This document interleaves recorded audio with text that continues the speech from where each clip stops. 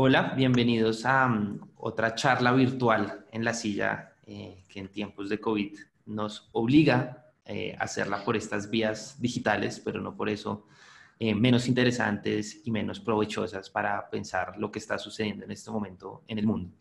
Hoy quisimos hacer una charla sobre ciencias del comportamiento, ya iremos entrando un poquito en qué significa exactamente eso y la situación de esta pandemia y de estas situaciones que se han venido creando alrededor de la necesidad de, por ejemplo, estar en casa, de utilizar ciertos espacios con nuevas formas de pensar, de cambiar hábitos al interior de la casa y en la esfera pública, inclusive frente a las democracias mismas, que tenemos muchas preguntas alrededor de eso, por ejemplo, movimiento a cambio de o aparentemente a cambio de una solución de la enfermedad.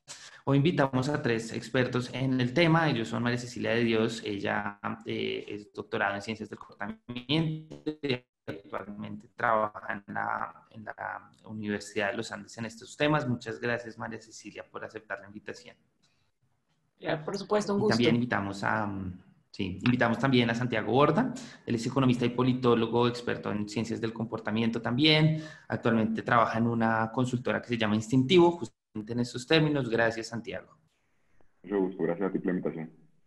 Y también a Carlos Cartacini, él es líder del Grupo Economía y Comportamiento del BID, que también ha trabajado esto desde una óptica, digamos, mucho más de países y bueno, es muy interesante esa visión, mucho más macro. Entonces, pues bienvenido y gracias por aceptar la invitación, la llamada. Gracias a ti, Eduardo, un placer. Bueno, pues primero porque mucha gente no tiene en mente realmente qué es esto de las ciencias del comportamiento, aunque pues su nombre es bastante intuitivo. ¿Cómo podríamos tratar de entender estas ciencias del comportamiento, María Cecilia, como una cosa útil para afrontar esta crisis? Mucho se habla de una vacuna, medidas económicas, medidas sanitarias, pero este tema de las ciencias del comportamiento, que es una cosa que sin duda nos ha cambiado a todos, ¿cómo podría y en qué áreas sobre todo afectarnos?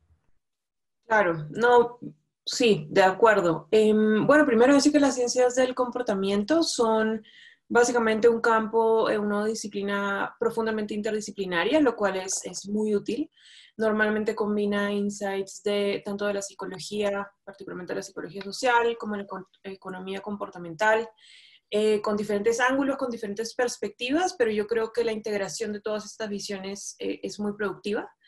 Y particularmente en el tema del COVID y del manejo de la pandemia, yo creo que son fundamentales, ya que básicamente, digamos, hasta que no exista una vacuna, todo el manejo que se le puede dar es básicamente manejando cómo la gente se comporta y qué hace y cómo se relaciona con los demás y cómo mantiene estos cambios profundos que el distanciamiento social implica. Y mientras decía esto, incluso pensaba que incluso cuando tengamos una vacuna, todos conocemos, por ejemplo, el movimiento anti-vaxxer, que tiene que ver con cómo grupos de personas entienden, por ejemplo, el rol de la ciencia o la función de las vacunas y deciden o no vacunarse y vacunar a sus hijos. Entonces, yo creo que el tema de las ciencias del comportamiento es fundamental para, digamos, básicamente todos los aspectos del manejo de esta pandemia, ¿no? Tanto como la medicina y la epidemiología, etcétera. Carlos, a mí me llama mucho la atención esta visión desde, como ya lo decíamos en la introducción, más desde una política pública más macro, ¿no? Mucho hablaremos en la conversación de cosas del comportamiento como micro, pero ustedes como BID, ¿cómo lo han visto ayudando a los países, como usted, pues, como es su misión, digámoslo, a pensar esto dentro de la política pública? No, o sea, muchas gracias, Eduardo. No, creo que quizás la respuesta acompaña muy bien lo que venía diciendo María Cecilia, ¿no es cierto? Acá claramente lo que nosotros necesitamos es de una acción coordinada, ¿no es cierto?, de los gobiernos y los ciudadanos. Al final del día, la expansión de la pandemia o la contención de la pandemia depende mucho de cada uno de nosotros, ¿no es cierto? Y lamentablemente a veces no es cuestión solamente de decir todo el mundo se queda en casa o decir todo el mundo ahora se lava las manos, ¿no es cierto? Hay que ayudarnos todos los días a tomar mejores decisiones. Y en ese sentido es que uno puede diseñar la política pública, de manera que tenga en cuenta algunos sesgos que todos tenemos, como por ejemplo procrastinar, ¿ok? Es muy común para todos nosotros, e imagino que para muchos de los que están en sus casas hoy día, decir, mañana empiezo a hacer ejercicio, o mañana empiezo la dieta, o mañana empiezo a hacer alguna de estas otras actividades, y sin embargo siempre lo empujamos. Bueno, a ese tipo de casos también se aplica en el control de una pandemia, ¿no es cierto? Es decir, bueno, yo soy joven, no me va a pasar nada, entonces no tengo que cumplir, o nunca me enfermé, ¿para qué voy a cumplir? O conozco a tal persona que salió o viajó y no le pasó nada. Entonces, digamos, cómo todos tomamos la información que está ahí y cómo la procesamos, muchas veces difiere y muchas veces, lamentablemente, tomamos decisiones que no van en nuestro mejor interés. Bueno, cuando diseñamos la política pública tenemos que tener en cuenta eso. Tenemos que tener en cuenta que la gente procrastina, que la gente tiene muchas decisiones que tomar todos los días y muchas veces entonces se va a dejar llevar por sus sesgos de comportamiento. Por otro lado, no queremos que la gente tenga pánico y que ocurra lo que a veces ocurre, que tienes largas aglomeraciones de gente en los supermercados, en otro tipo de cosas. Entonces digo, ¿cómo uno maneja los sesgos que tiene la gente, los miedos, etcétera? Tiene que ser parte de la política pública y en eso es que nosotros tratamos de ayudar a los gobiernos, ¿cierto? ¿Cómo acompañar las medidas, tanto sanitarias como no sanitarias, con buena comunicación para lograr que las políticas sean lo más efectivas posible?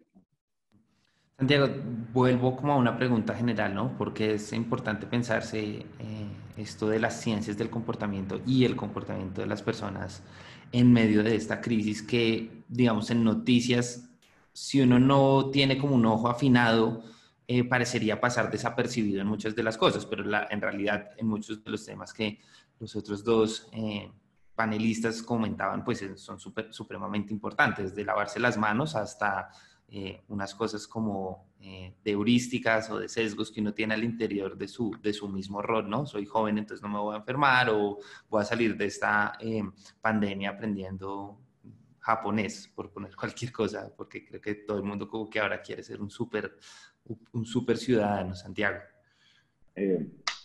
Gracias, Eduardo. En este contexto, yo creo que en general, en todo el tema de las políticas públicas, y no solamente las políticas públicas, sino las políticas dentro de las organizaciones privadas, las ciencias del comportamiento sirven como un acompañamiento a las formas tradicionales de buscar que las personas hagan algo. En el caso de COVID, es que las personas no se toquen la cara, que se laven las manos, que mantengan una distancia frente al resto de las personas, que trabajen igual desde sus casas como si lo hubieran hecho desde sus oficinas. Y son importantes las ciencias del comportamiento porque ahondan en aspectos, no solamente el cálculo de costo-beneficio, de qué es lo mejor para mí, cuánto me cuesta, sino qué otros aspectos están ahí presentes, qué importancia tienen las emociones, qué importancia tiene el reconocimiento social, qué importancia tiene lo que yo considero que los demás están pensando de mí.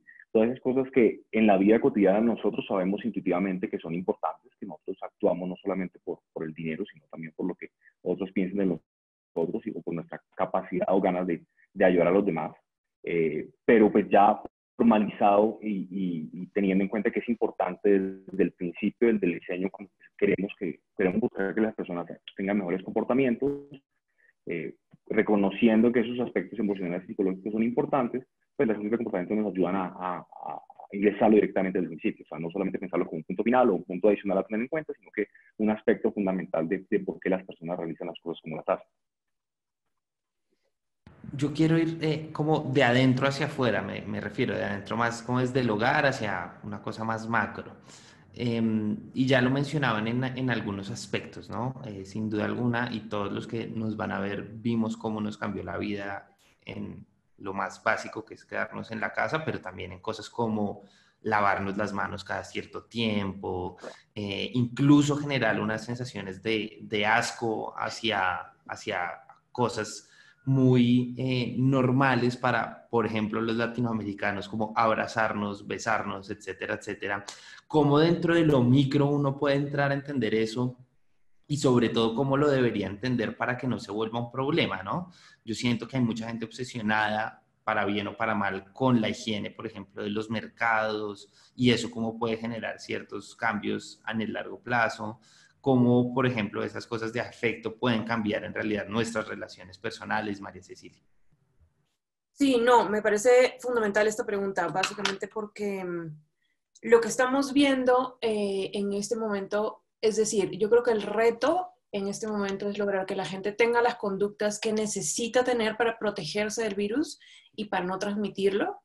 Pero por otro lado, es fundamental que la gente también tenga la información necesaria para hacer los cambios que tiene que hacer y no hacer los cambios que no tiene que hacer, ¿no? Entonces, yo creo que lo que estamos viendo en este momento, frente a toda, digamos, esta bomba de información con un montón de cosas que jamás habíamos pensado, jamás habíamos tenido que determinar en el día a día, como por ejemplo, ya no tengo que darle la mano a alguien, ya no tengo que hablarle directamente a alguien, tengo que guardar estos metros de distancia, etcétera, que definitivamente genera una carga cognitiva que no nos permite, digamos, es realmente como que te puede inundar, ¿no? Entonces, lo que estamos viendo en este momento es lo que pasa muchas veces cuando los seres humanos tratan de hacer sentido de la realidad, ¿no? Entonces, los seres humanos siempre vamos a tratar de entender qué es lo que está pasando, encontrar además relaciones causales, ¿no? Esto pasa por esto, yo tengo control sobre esto, si hago esto, entonces va a pasar esto.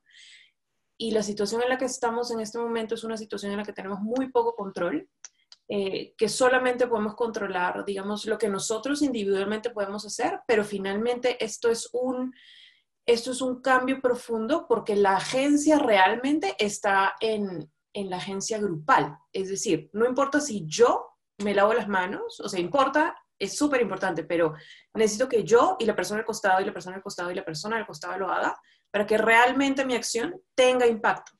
Entonces estamos en un proceso en el cual es difícil porque estamos tratando de hacer sentido de un montón de información que es nueva.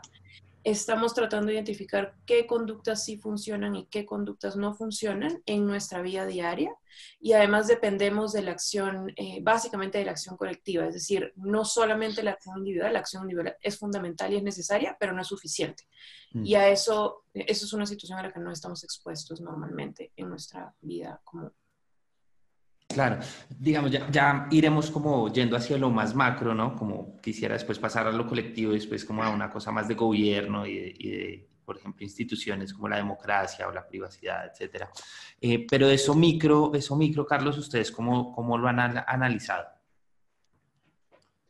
No, o sea, creo que el punto que hacía María Cecilia de nuevo es muy válido.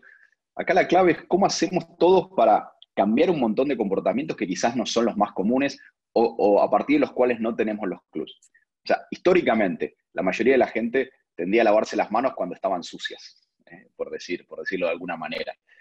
Hoy día la suciedad no se ve en el sentido de que el coronavirus no se ve.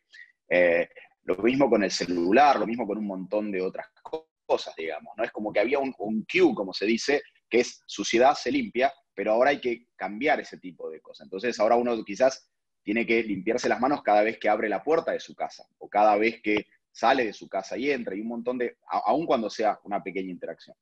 Entonces, ¿cómo los ayudamos de la ciencia del comportamiento? Bueno, por ejemplo, con recordatorios. Una manera muy sencilla quizás es eso, ¿no es cierto? Al lado del picaporte de tu casa, cada vez que abres, si tienes un pequeño recordatorio que sabes que una vez que entras tienes que lavarte las manos. Esta nueva moda, por ejemplo, de inventar canciones que duran 20 segundos para que la gente sepa cuál es la cantidad de tiempo por el cual tiene que lavarse las manos. Creo que estas son todas pequeñas cosas que una vez que uno las introduce en la vida diaria, nos ayudan a tomar mejores decisiones. Y de nuevo, y a cambiar decisiones en un contexto en el cual no estamos acostumbrados y en el cual tenemos una carga cognitiva súper importante, ¿no? Como decíamos recién, hay tanta información, tantas cosas que están pasando, tantas comunicaciones que uno escucha sobre soluciones mágicas y cosas. Bueno, en ese contexto es importante que ayudemos a la gente a separar lo que es importante y lo que no es importante y cómo hacer para asegurar de que uno no se tiene que acordar todo el tiempo de lo que tiene que hacer, sino que uno tiene ciertas ayudas que le permiten a uno ir guiándolo en este laberinto que es vida y aún en una pandemia, ¿no? Santiago, ahí tanto María Cecilia como Carlos mencionaron un tema de comunicaciones y pues obviamente desde un medio de comunicaciones como la silla vacía es una cosa que hemos tratado de entender, ¿no? Por un lado controlando las noticias falsas, pero también tratando de entender cuáles son los mensajes y eso ha sido muy interesante, por ejemplo, en Colombia. ver cómo los mensajes, por ejemplo, a nivel local o a nivel nacional, son distintos, no solo de forma, sino de fondo, y cómo eso al final del día pues pega en el comportamiento de la gente, agregando, digamos, a todo lo micro, ¿no? Y esas estrategias que veníamos hablando, cómo usted ve ese tema de la comunicación como una estrategia para cambiar el comportamiento micro. Ya iremos hacia lo más macro, insisto. Eduardo, antes de meternos en el tema de la comunicación, te quería comentar cómo puede ser una organización, o sea, siempre que se piensa en las ciencias del comportamiento, se piensa pues que le queda más fácil a las organizaciones grandes o a los gobiernos grandes, el gobierno nacional, pensar en este tipo de estrategias, porque pues implican conocer bastante cómo se hacen los procesos. Sin embargo, yo quisiera invitar a las organizaciones pequeñas, a los gobiernos pequeños, que la mejor forma de tomar todas estas recomendaciones y volverlo a lo micro al nivel de decisiones, que se pongan en el papel de la persona que está tomando la decisión, que entienda realmente cuál es el proceso, desde el momento en que la persona decide o quiere realizar una acción hasta el momento que la realiza, y empiece en su mente a pensar cada uno de esos pasos. En ese sentido, si yo me pongo en la tarea de la persona que estoy diseñando, yo puedo empezar a ver cuándo la persona podría desviarse del comportamiento, cuándo la persona tendría oportunidades para realizar lo que es socialmente adecuado, como en el caso de lavarse las manos. Si es una persona que llega a un espacio donde yo ubico los lugares para que sea lo más oportuno para que esta persona se lave las manos. Si yo quiero que la persona no toque superficies, ¿cómo es el proceso normal de una persona que tiene que pasar por un espacio? ¿Qué espacios podría tocar? Y yo qué estrategias puedo diseñar para que en ese momento de la decisión, a lo más micro posible, que es ese exacto momento, yo pueda pensar qué está haciendo y pueda diseñar una estrategia que sea oportuna y que realmente a la persona le quede fácil recordar.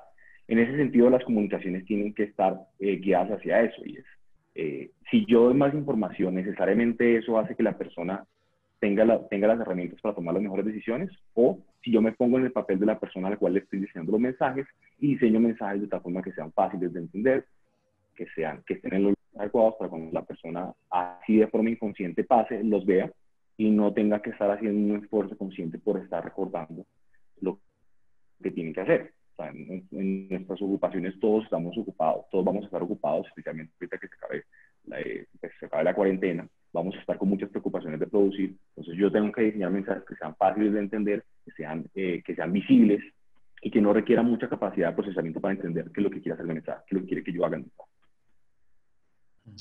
Sí, y ahora también Adelante.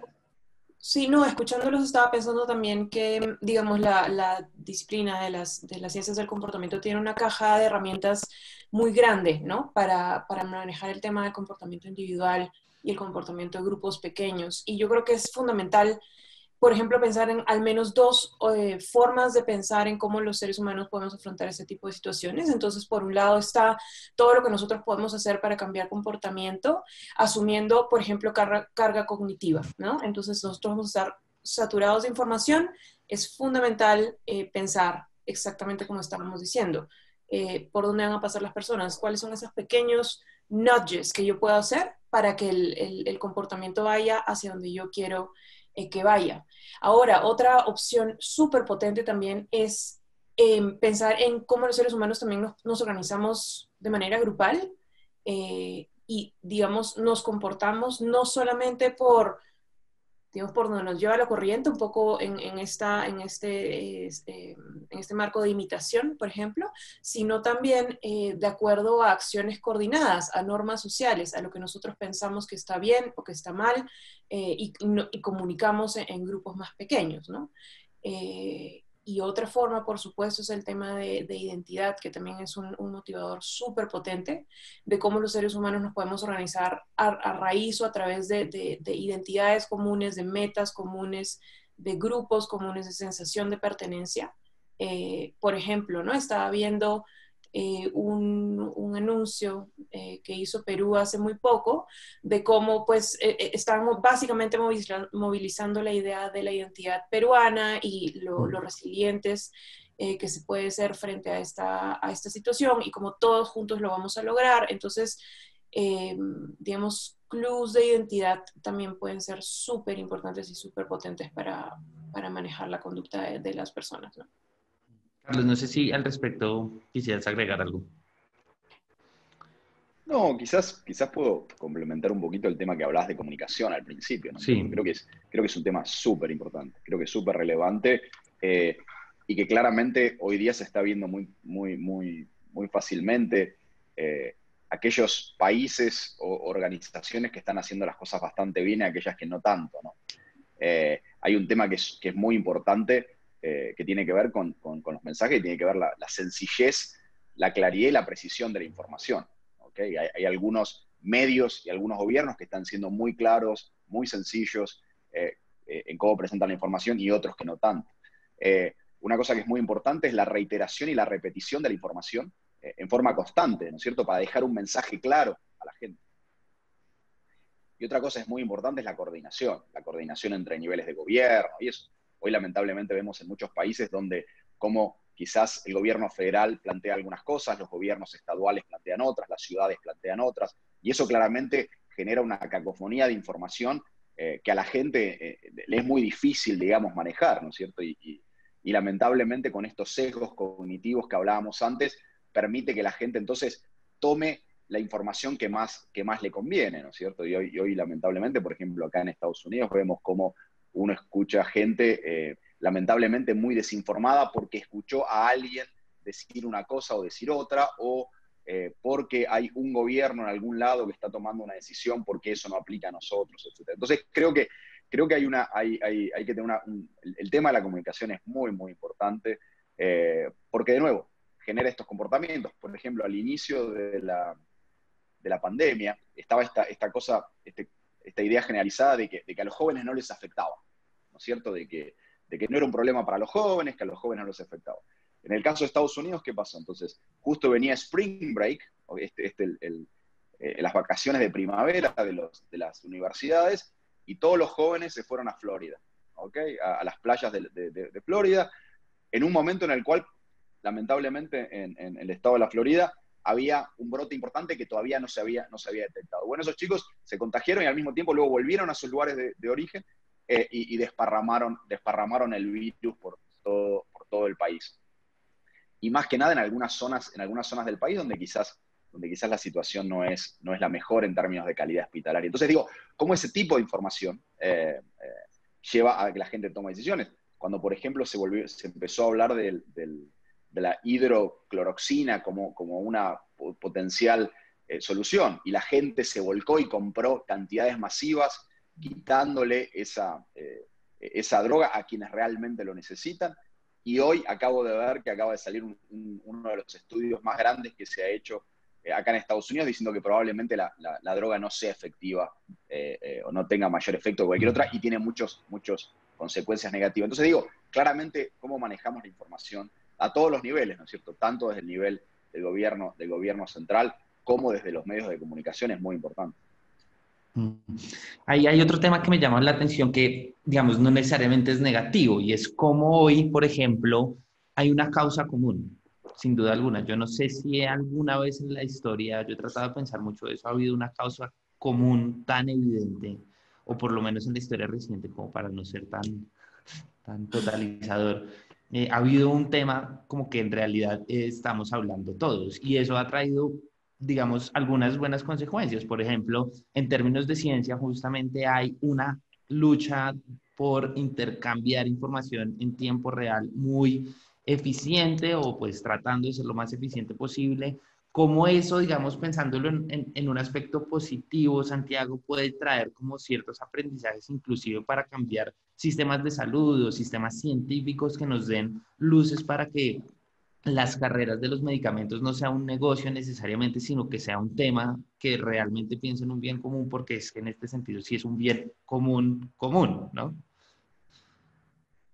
Sí han habido casos de coordinación a nivel mundial, se me ocurre, y digamos exitosos, ¿no? Se me ocurre en un principio el caso de los compuestos CFC, que eran estos compuestos que tenían las latas de spray, para fumigar y pues que permitía atomizar, mejor dicho, los productos que se tenían en estas latas. Esos productos destruían la capa de ozono, y no sé si se acuerdan, fue más o menos en los 80 o los 90, pues se hablaba del hueco de la capa de ozono.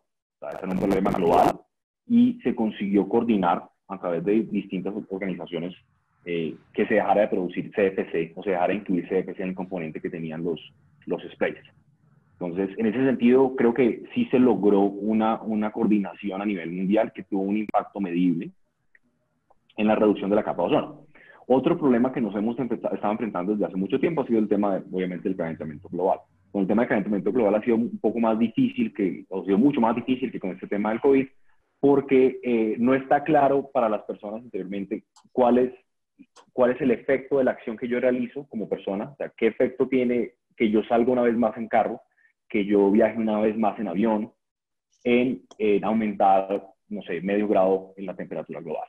En cambio, en el caso del COVID, sí. En el caso del COVID es muy claro que si yo salgo y me contagio y estoy cerca de una persona de riesgo, esa persona se puede morir. Y yo voy a ser el responsable de que esa persona se haya muerto. Entonces, yo creo que ese sentido de agencia ha facilitado que la gente entienda que sus acciones tienen consecuencias visibles frente a otros, cosa que en otras soluciones, como en el caso del calentamiento global, no se ha logrado.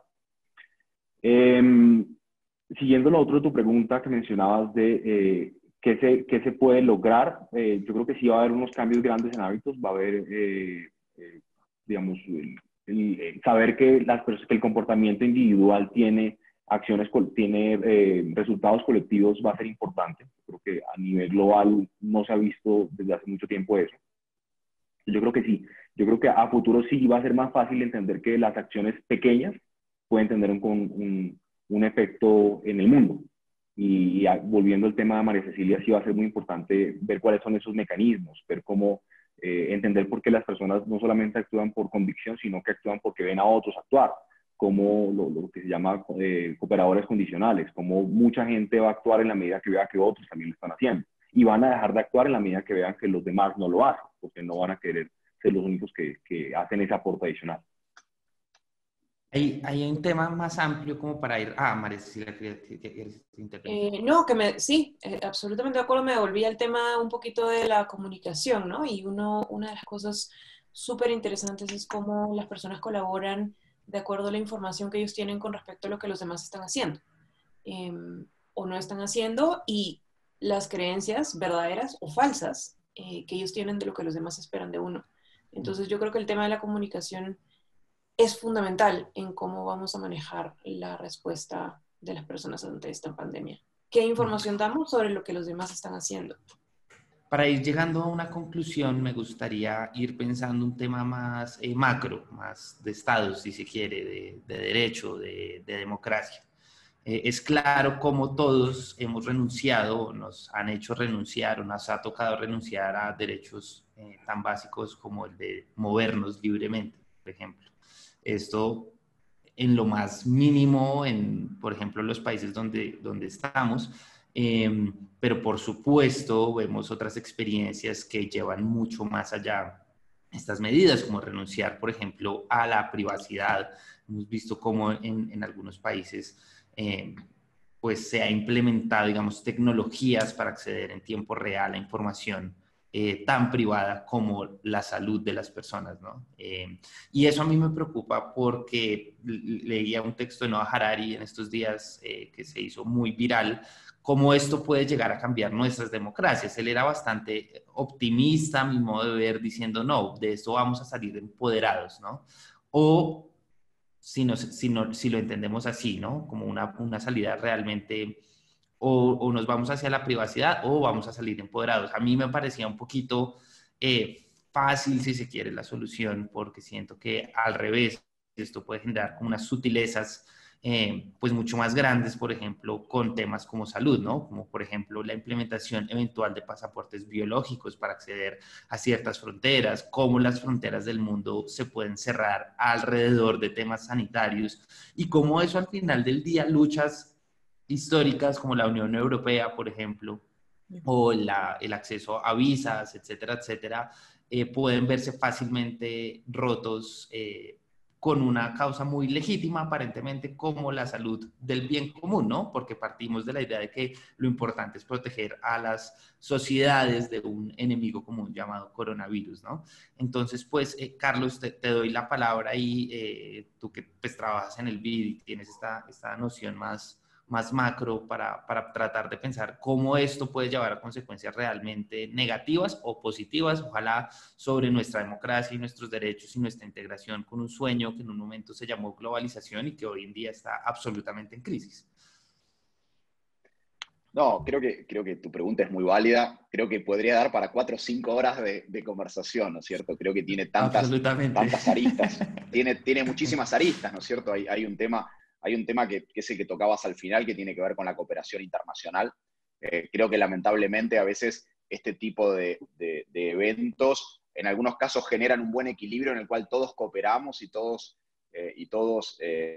ponemos, digamos, lo mejor de nosotros para resolver esto. Creo que hubo casos recientes muy importantes, como puede haber sido lo del ébola, por ejemplo, donde el mundo, digamos, se volcó cooperativamente a resolver un problema. Creo que en este caso, como les tocó a cada país más en la fibra íntima, creo que lamentablemente muchos de los países se retrayeron, ¿no? Y tomaron la decisión más fácil, que era cerrar las fronteras, no cooperar. Hay muchos casos de problemas también de movimiento de mercaderías, más que nada relacionadas con insumos médicos, etc. Creo que lamentablemente en algunos casos se ha roto la cooperación y es importante pensar, bueno, cómo podemos asegurarnos de que esto no vuelva a ocurrir, ¿no es cierto? ¿Qué instituciones globales deben existir y hay que fortalecer para que este tipo de cosas no ocurran? Creo que ese es un tema importante.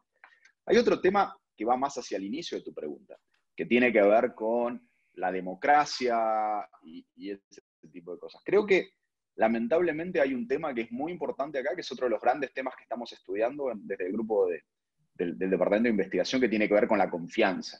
¿Okay? Lamentablemente, si tú ves, los países que han tenido que en general poner restricciones más restrictivas y más policíacas, quizás son aquellos países donde lamentablemente la confianza en el comportamiento del otro es un poquito menor, ¿ok? ¿Qué es lo que quiero decir? Digamos, en Estados Unidos hoy día claramente es el país donde tiene más casos en el mundo, pero quizás las restricciones a la movilidad son mucho menores que en otros países. ¿Qué es lo que quiero decir? Yo acá en Estados Unidos, donde hay 50 veces más casos que en Argentina, por ejemplo, no puedes salir a caminar, puedes salir a correr, puedes salir a andar en bicicleta, etcétera. Hay un gran entendimiento que la gente va a actuar en el bien común. Lamentablemente en mi país de origen, Argentina, solamente se puede evitar que la gente salga o que se hagan aglomeraciones a través de un estado policíaco y una presencia policíaca muy fuerte.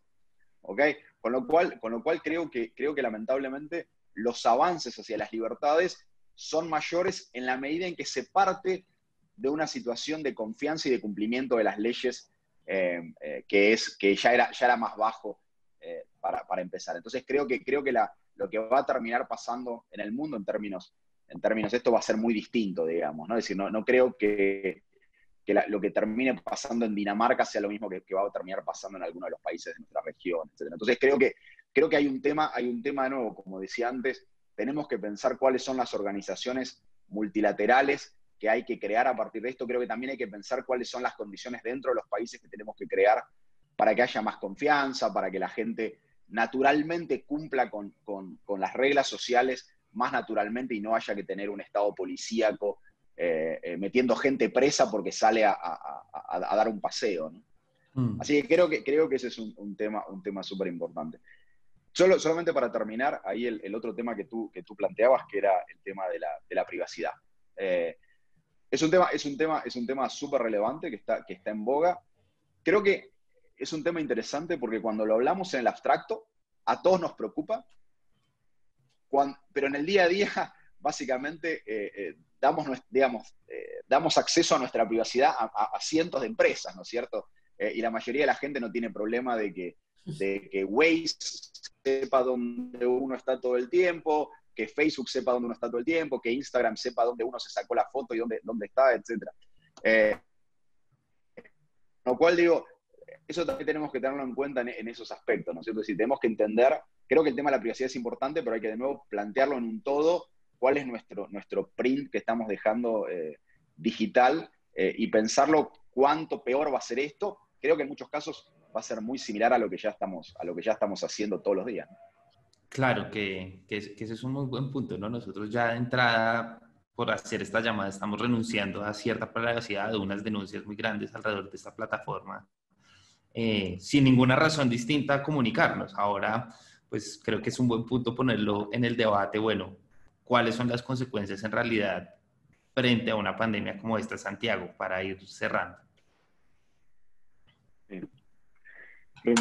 Yo creo que a los estados sí les va a caer la tentación de intentar implementar un estado policial. Sin embargo, pues hay que, como dice Carlos, hay que mirar qué tipo de estados, ¿no? Y cuál es la capacidad realmente de los estados para implementar esto. Harari pone las dos, o un estado policial, o todos nos convencemos de que es la mejor acción y vemos que los demás lo están haciendo, y lo hacemos porque confiamos en nuestras instituciones y confiamos en que lo que estamos haciendo es lo mejor para todos.